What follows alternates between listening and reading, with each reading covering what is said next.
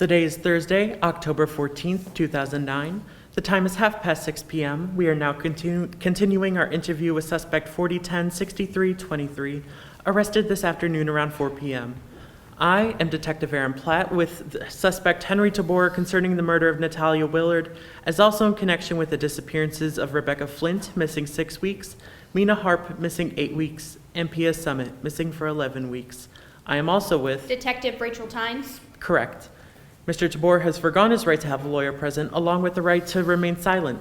You have been told you will only be charged currently with Natalia Willard's murder. Is that correct? Correct, Aaron. If you could refer to me as detective, I would be grateful. Now, you've been rather reluctant in answering our questions, and we have a dead body. A young woman is deceased, but what is interesting is that 3 other missing young women, who are also presumed dead, were found with her body as well. Did you know that? Pity, I was unaware, Aaron. 4 young lives were washed away. You understand this? When you did this, you played God, when you had no right to do so. I don't believe it was your turn to play, Miss Tynes, which is why it puzzles me that you are so emotional already. Are you a religious man, Henry? Are you? The necklace under your collar hints so, though such delicate pieces of jewelry are typically adorned on the gentler sex. It's a coincidence you noticed my necklace, when the one Natalia constantly wore was found in the hand of Pia at the crime scene. She was a devout Christian. She went on missions to help the poor, sang in her family's choir, a model citizen. Was it? A very specific imagery, is it not? The archangel Raphael struck down by another's hand. This actually reminds me of Miss Tynes' earlier comment about playing God. If you believe I play God, would I not be enjoying the fruits of my labor? Being rewarded for all my hard work? What are you on about? Certainly, you both have had your fair share of fatalities in your time in the force. Given medals for your contributions of shooting down those you deem deserving of your bullets. Is that not playing God? So, if I did commit the crime you are accusing me of, should I not be rewarded in some form or fashion? That is not the same thing. You enjoy what you do. We do it out of necessity. You don't enjoy the praise, the congratulations and adoration, the promotions? Enough. You have no one to confirm your alibi besides your own word. You understand how that makes you look, right? I apologize for not being wed and enjoying my time in my own home, Aaron. Don't be a smartass, Henry. You're not answering our questions despite waiving your right to remain silent. Tell me again, where were you the night of October 3rd? As I've said, I was home that night reading for a seminar I'd be giving the following morning. I had not realized doing my job was such a crime. What is your profession? Well, when I'm not murdering expensive young women, I spend most of my time in the Art Institute, where I'm a curator. Now is not the time for jokes, Henry. Perhaps you're right. However, we never got to reveal your religious affiliation, Miss Tynes. Pray tell. Whatever my religious beliefs are have nothing to do with the case, Henry. You're right, I will admit, but based on the way you carry yourself, your attitude towards myself and your partner, you were raised in a religious household dominated by men. Men decided your every move, when you ate, slept, or even went outside. In their very own way, they played God while you simply had to endure it. You were most likely sexually abused, once again washing away your innocence and trust in any imaginable God in one fell swoop. You know nothing about me. Shut your mouth and answer the damn questions Aaron asks you. Rachael, breathe. Go, get some air, get a coffee. This is your first big case. You need to take it easy.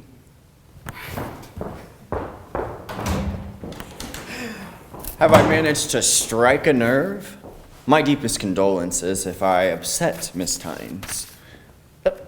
No wedding band? I see. Not only your wife has left, but your religion has also. Your behavior is abhorrent, Henry. Be honest for once in your empty life. Where were you the night Natalia died? As I've told you, I was home, reading and preparing for a seminar. What seminar did you give following the day? It was about the painting we have in the gallery by Caravaggio. Supper at Emmaus. Absolutely stunning piece. You seem very drawn to religious imagery and symbolism. Miss Tynes, welcome back. Now, back to Aaron. I suppose I am. You know, God is a funny concept, even funnier man. Being able to decide who's allowed permission to live and who loses the privilege of life. Taking people from the earth whenever he chooses. Intoxicating, is it not? Is that why you did it? To get that captivating feeling of power, of control over young women? It'd be hard to say, considering I did not kill them. Did you enjoy it the first time? Shooting down that robber? Did mowing down a big, scary man feel vindicated? As if killing that man somehow erased or made up for the men in your life that have so clearly betrayed you? Or is it something else entirely? Does shooting those men down remind you of the vindication you felt when you obliterated one of your very own? Enough, Henry. Look at these photos. Does this look familiar at all? Well, seems as though somebody else has an affinity for making people into art. Exactly. We had our own art expert check out the crime scene before the bodies were removed for their autopsies. The way the victims were posed was an exact replica of that painting you gave a seminar over. You do not have an alibi, you knew this family from previous showings, and you know this piece intimately. Things are not looking bright for you, Henry. Do you understand what this photo represents, Aaron? Not in its entirety, I'll admit. It's a depiction of Jesus, who, after being resurrected, reveals himself to two of his disciples. After being undercover, as one might say, the third man clueless to who he is. Does anything you have to say have anything to do with our questioning? Seeing as though you still seem to be tense, I'll put it delicately. The person who committed the crime sees himself as God, or Jesus in this instance. I don't think I understand. Through his choices in making the decisions of life and death, the murderer is reborn and exposing his true nature to the victims. Very well done, Mrs. Tines. You seem to be sharper than your partner. It brings us back to how this person played God. Is it done through the control he had over when, where, and how these women died? Or is it still going? Is he still besting the police, the FBI? God has always enjoyed testing his disciples, his followers, has he not? To give them their own chance at rebirth, of discovering life anew? You aren't doing a very good job at besting us, Henry, if you are being caught. And who says I'm caught? Is capture what you seek? To blame innocent men to reap reward? Money in your pocket as if I'm thrust upon a cross for innocent deeds? You enjoy talking so much about God and his role in our lives. Do you see yourself as a God? Do you feel you have the right to take lives you deem unworthy of continuing? Do you? We've graced this topic before, but sadly got very little from you on the subject. If I do it, you say it's out of narcissistic sadism. If you do it, it's justified under the badge on your breast and the certificate on your wall. Once again, you cannot compare the two. It is a choice of necessity, not a choice of will. Is it not? You have the ability to decide not to shoot a man who's running, but you still do. Nobody's putting a figurative gun to your head and forcing you to shoot. So, the question still stands. Do you truly believe you are any better than the monster you're painting me to be? Do you, Miss Tines, play God as well? You like to believe you are far smarter than other people, Henry, when in reality you are not. You are a sad, cruel man who will die alone. I've had enough of your games, enough of the patronizing tones and garbage metaphors. Admit to what you've done so we can all go home. But I've done nothing wrong. Besides, that is, having pushed some of your buttons on accident. Your denial is redundant and ridiculous at this point, Henry. Maybe he feels no guilt. Or he does. Is that why you are denying your crimes, Henry? Guilt, or remorse really, are tough subjects. Should we feel guilt for actions we believe were justified? Do we feel guilt when yelling at someone who deserves it? Do you feel guilt when you shoot down a man on the run when he aims a gun at you? Of course we do. Our guilt is what separates us from people like you. Do you now? Does that guilt get diminished? It depends. Some cases are harder than others to overcome. Some we can slowly forgive ourselves for over time. Some we wear the shadow of guilt as prisoners wear shackles. But where is the line crossed? Who's to say that cheating on an exam is any better than infidelity? In the eyes of the Lord, it all seems to be the same. And you're telling me that the awards you get, the praise, the dedications in the newspaper, all those things have zero impact on how you feel about killing? Does seeing your murders plastered all over gossip sites, newspapers, and the news take away your guilt? Do you feel guilty over killing Natalia but nothing towards Pia, Mina, or Rebecca?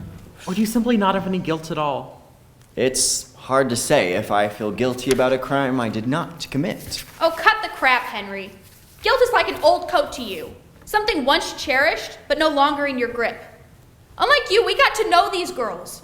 Rebecca was a star soccer player, Pia had a full ride to university, Mina was going to medical school, and Natalia was caring for her siblings. You did not know them, nor did you care about the lives ahead of them. You may have had remorse over your first kill, but these girls meant nothing to you. There's no use in pretending they do now. Is guilt for you, Miss Tines, also an old coat? Is it no longer visible to your senses? Are you able to place it in the trash, buried away with all your other memories? No. My guilt haunts me. I take no pleasure in taking another human's life, unlike you. I do what has to be done. And who's to say that the man that killed these women did not do what needed to be done? Perhaps they were causing more harm than good in the world. I find it very hard to believe that forced socialites were causing very much harm to the world. Being rich does not mean you deserve to die.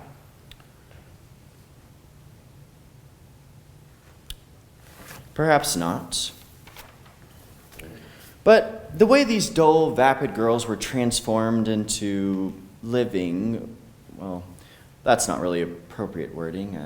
Art is beautiful, is it not? No. These women were bright, young, vivacious. They had their entire lives ahead of them, and you stole that from them. You have a daughter of your own, don't you? That's true. However, my child knows her place in this world. She knows the meaning of being valuable and how art is one of those few things that are deserving of our time and money. But how would you feel to see her dead and poised like a puppet? Guilty? I sure as hell would. I'd be saddened to see her, but appreciative of the art she was made into. It's taking life and creating something more of it. In this case, it was spoiled, devoid brats turning into something to be admired and awed. The murderer is revealing himself, making his art shown. At first, the girls got to see my true form, and now the world gets to as well. I would not feel guilty. My daughter would be art that would last for ages, like Ganymede, beauty beyond its time. Now, how could one feel guilt about that? Do you hear yourself? That thinking is insane. And unfortunately for you, Henry, incriminating. I don't think I understand how that is incriminating, Aaron. You just said the girls got to see your true form, Henry. You basically admitted to the crime. No, it was a slip of the tongue, surely. I was starting to ramble. A slip of the tongue is all we need to charge you, Henry. That is ridiculous. I have not committed this crime, and you cannot convict me for an accident. You have no alibi. You know everything about the way they were positioned, and you knew the family. You slipping up is just the cherry on top. Henry Taborer, I am charging you with the murder of Natalia Willard. You have the right to remain silent, but anything you say can and will be used against you in the court of law. You may have a lawyer present, and if you cannot afford one, one will be appointed to you free of charge. Would you like to speak with us further? Nope.